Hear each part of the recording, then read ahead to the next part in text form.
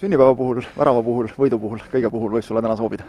Jah, seda küll, et täna tuli värav õigel ajal igal juhul, et hea tujuga saab koju minna. Noh, hea tujuga saab ka mitte ainult tänu väravale koju minna, vaid ka mängu pealt 6 tükki lüüa ikkagi, kui natukene võib-olla olid hooajal kõhklused, et kes teil väravaid löövad, siis täna tundub, et võivad lüüa kõik.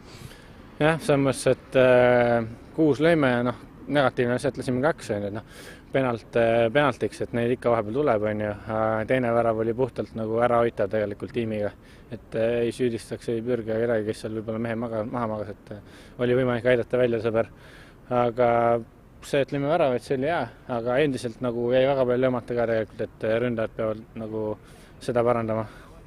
Et tegelikult sa näed siis ühesõnaga, et on sellele mänguvele veel palju juurde ka panna, järgmine kohtumine teil on ju kõva vastasega. Jah, et Flora on kindlasti nagu tugevam sats ja et kindlasti me ei saa nii palju võimalusi kui Pärnu vastu, kuna nad on distsiplineeritumad, et seal tuleb kindlasti oma võimalused paremini ära kasutada kui täna. Nägid sa ka või oled sa natukene kursis, mis Carlosel juhtus täpselt? Vist hüpekas sai natuke väänus või viga, et tal oli see tegelikult hooajaliselt ka natukene siia-sinna, et sai löögi, et ma ei usu, et liiga tõsine on, aga et pani jää peale ja võib-olla järgmine mäng on juba korras. Olgu, aitäh sulle ja laseme su sünnipäeva tähistama.